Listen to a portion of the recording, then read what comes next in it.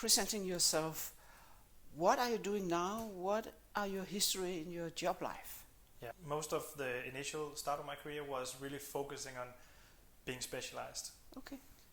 But rather quickly when I came out into what industry, was your specialty? It was radio frequency electronics.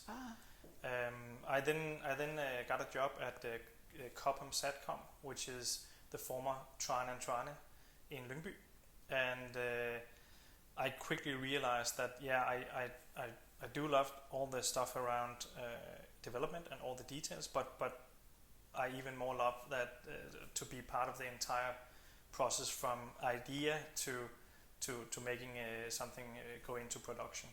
So quickly I sort of realized that is actually what I want to work with. So I changed into project management at Cobham, and then later on program management. Then after 8 years at Cobham, they changed the complete structure, and there I was given the opportunity to head up the entire electronics department. So we were coming from product groups which had electronics, mechanics, software, basically all functions within each of the teams. Now we wanted to go to a matrix structure where we put all electronics into one team, software into one team, mechanics into one team, project management into one team.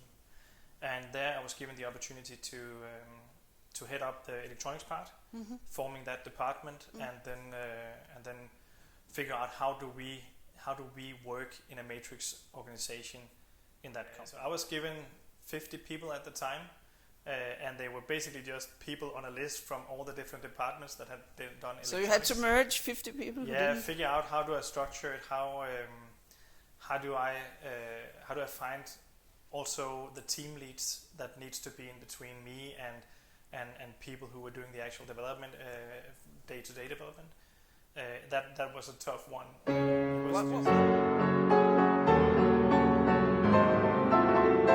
What was the biggest leadership challenge in that process? Well, first of all, I had never had direct management before. From 0 to 50? Yeah, from 0 to 50, right? Wow. And I came directly, basically the day that it was announced that we wanted to make this change, and I was going to head up the hardware department.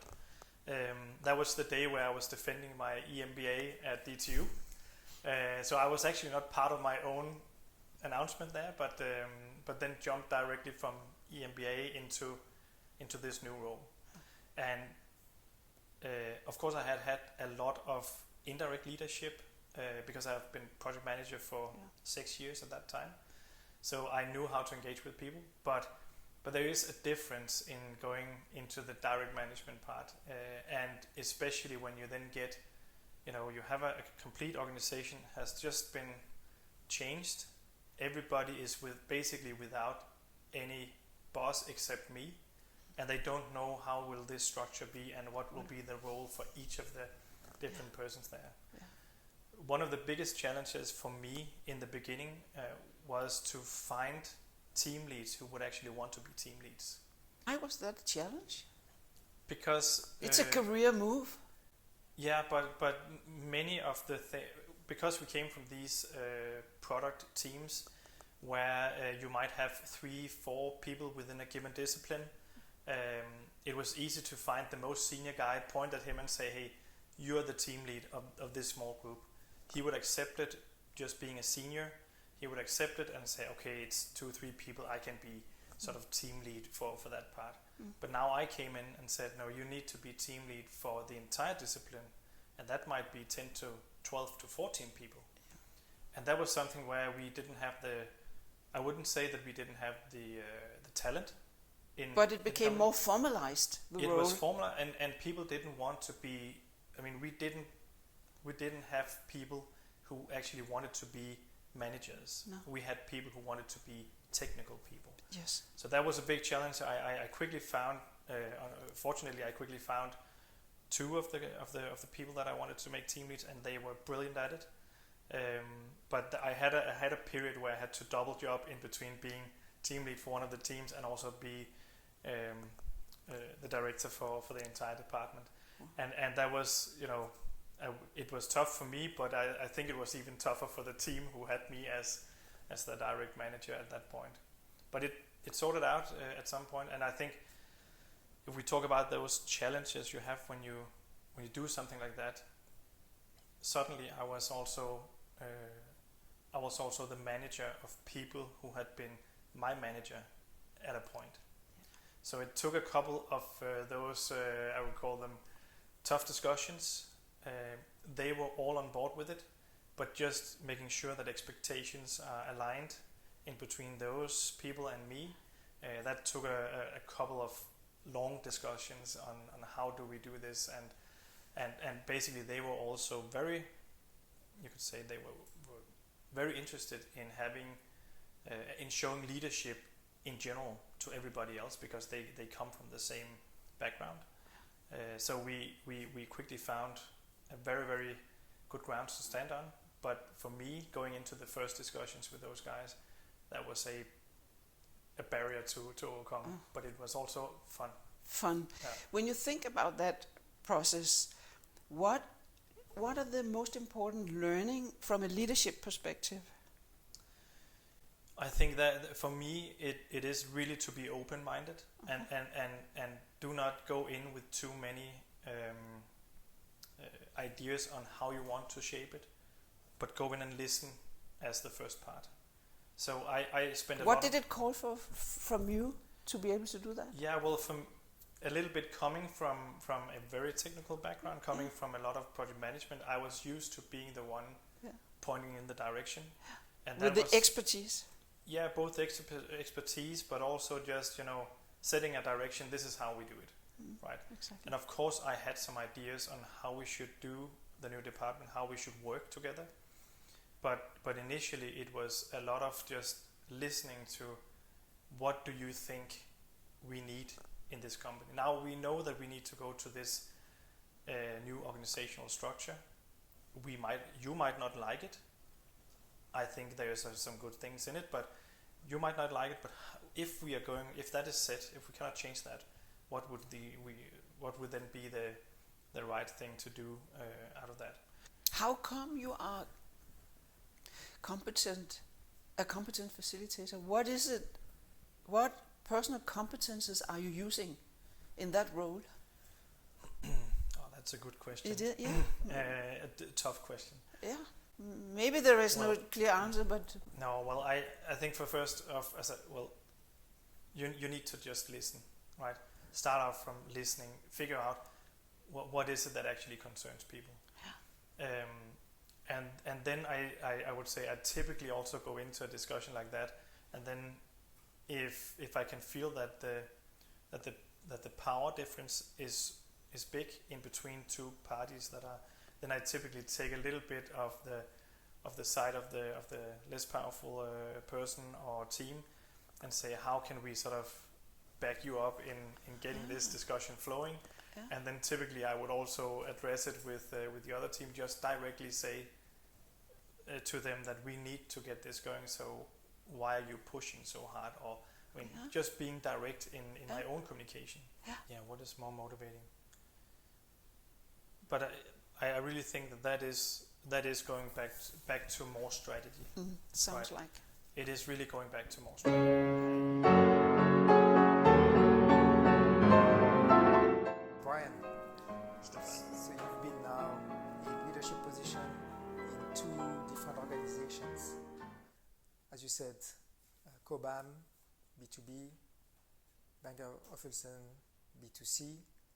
I'm wondering what's different in the competitive environment. What strikes you as very different when you compare these 2 environments? So the external part is that we are much more reliant on, in Bang Olufsen, we are much more reliant on some specific launch windows. That means, for instance, Christmas sales, we need to be ready for Christmas sales, right? And those things are really driving how we build up our schedules for our projects and how much we drive towards these different things. There's also this point that because it's a broadly used consumer product, a lot of internal people, they have an opinion about how that product should be, right? So that means that I know that I'm going a little bit into the internals of it, but that also means that I wouldn't call them conflicts. They are healthy discussions, at least so far. But we have a lot of opinions about how the product should be. From a you could say external point of view, there is also this fact that it's a much higher volume that we are producing at Bang Olufsen compared to Cobham, and that bears some implications to how we develop, how we maintain our product portfolio, how we in basics, well, how we structure ourselves in the company. We are much more reliant on, you could say, the general economy. So we really feel when economy is going down, we also see that fluctuation much more in Bang Olufsen than what we saw in Cobham. Of course, there would be the same type of fluctuations, but it at least to me it occurred to be much more stable in Cobham than it was in than what it is in Bang Olufsen. Does that speak to the pace of innovation, what you are saying, or not? That those fluctuations, etc. Because it sounds that if things are going up and down with the economy, then there is maybe more risks of being out of sync with, let's say, whoever is the leader on a product category. I would say that we feel competition much more. We are in a unique place from a Bang Olufsen point of view. We are in a unique place because we do something which is both design and good sound. What I'm wondering is, coming back to how you manage the innovation, what are the key elements of that innovation? So there's roadmaps. Now we have sort of a common space where we discuss the product roadmap. So that's the I would say the most important first step. The second step has then been to say, okay, now we know the product roadmap. We have an idea about what should be out there. Sometimes it's just a title. It's just we want a speaker in this category called this. Okay, and then we start to work out, but what should that speaker be? And this is where technology road mapping then comes in, because we know that there are certain technologies that we need to be on par with, also, well, both in terms of competition, but also just, again, a good example, Wi-Fi is moving, every year you have a new type of Wi-Fi basically, and there are so many systems out there that we need to integrate up against. So we started to build these technology roadmaps where we said, if we just focus on application processes, this is what we have today, this is the need of tomorrow, and we want to go in this direction. Does it fit with software? And now that is a very specific example, because what I've seen both in Cobham and also in Bang Olufsen, that is, we are a product company, but it is the majority of effort you put into a project nowadays is in the software part. So changing the dynamics from hardware being the first people who sort of dictate what it should look like, it now becomes much more of a collaboration in the early phase to identify what hardware should we use to reduce the effort in software.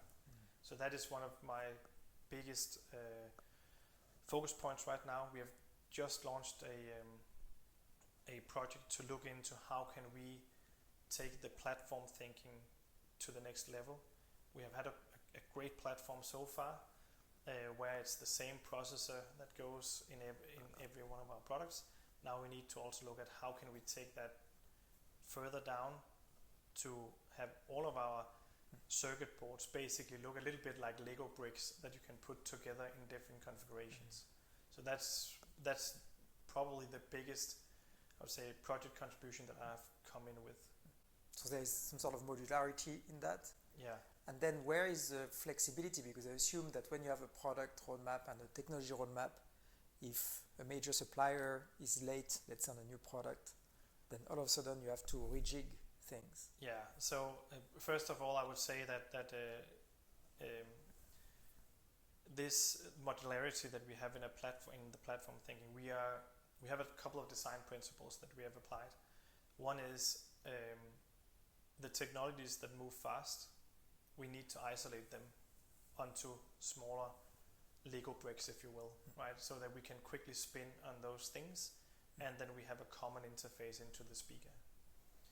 the second part is that we also need, we basically want to, this platform that we are trying to shape out needs to be able to grasp a small speaker all the way up to our high-end flagship speakers, right? That requires really some modularity in the functionality that you put in.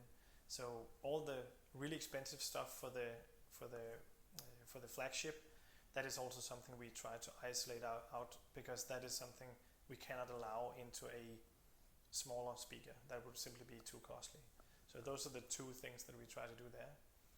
And the third one is basically what I just said. It is making sure that what we do reduces the effort in software, because the software team is a factor of 4 bigger than the hardware team, maybe even more.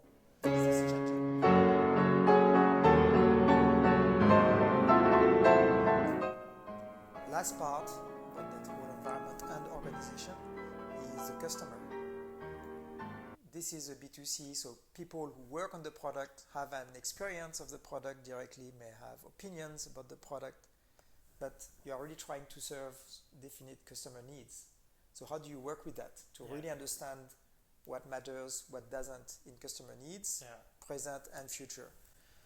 It's a really good question, and I think, well, there's no clear way of doing this, but one of the things that we do, we have of course a product management organization behind our products. They have a board, so to speak, that they have set up in different areas of the world, where there are different dealers, a dealer advisory board we call it. They come into the discussion, we present the idea of a new product, and then we take in all the inputs that we get from these guys. Now, one of the challenges, and why I say that it's not straightforward to just say, hey, we just listen to what they have to say. They are very focused about what they have right now. So when we start a new project, we are typically saying this is to be launched in 1.5 to 2 years from now, and it needs to, that is very much the Bang Olufsen spirit, it needs to be something that we can have in field for 10, 15, 20 years, right? And the dealer advisory board is often a little bit too much focused around what is the need right now, what might be the need in half a year. So we have to add a little bit of our future perspectives to that input, but the input is a very, very good foundation for at least checking that we are not doing something completely stupid. So in influencing all those processes, roadmaps, decisions, how do you calibrate the ambition? Yeah, that's a difficult part, and that also comes a little bit back to right now. It's a little bit stepping on the speeder, pushing the brake. It's a little bit okay. Now we take up speed. Now we brake a little bit. So in all of this with the product road mapping, like many companies, I think we were too ambitious about the first roadmap that we did almost a year ago, just when I came into the company. And now we have scaled it down a little bit, matured it, making sure that the products that we have on the roadmap is really the products that will drive increased revenues. But for sure we were a little bit too ambitious, and that results in, you could say, it's difficult to prioritize where if I have an organization that is 10 persons, and I can see that I have work for 15 persons, how do we prioritize that? So that has taken a little bit of a discussion, if you will, internally, but I think we are coming close to something which is both ambitious but also realistic.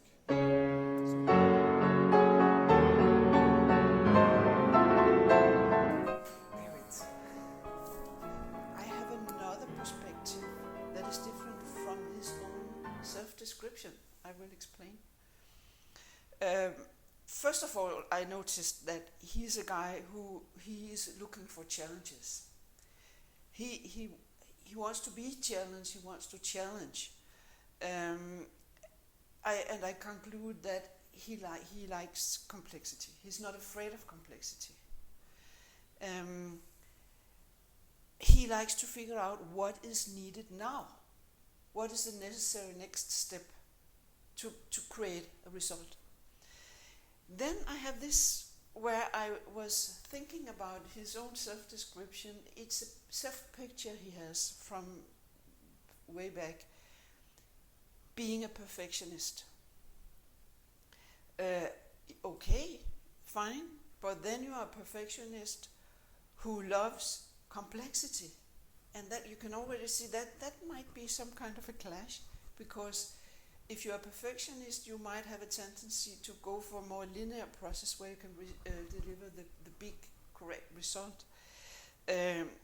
But what I see in Brian is that he loves complexity, and means that he is dealing with uncertainty. How does that connect with being a perfectionist? And I have actually a hypothesis. He, by loving to create good results and being some kind of a perfectionist, it ended up with him delivering quality. It's a quality-driven guy, not a perfectionist. He wants to create the results, and he can manage and cope with a complex situation that needs his awareness on what's the clever next step, and that could be seen as being a perfectionist. I think that's an interesting perspective. He delivered quality in a complex context rather than being a perfectionist. That's my claim. Maybe he is humble, but in a very elegant way, because he's not humble in an elegant way as opposite to being ego-driven. He is result-driven. It's not I deliver, it is this is delivered, and how can we deliver? But he's not pushing himself in front of it. He is putting himself into the process to create the results.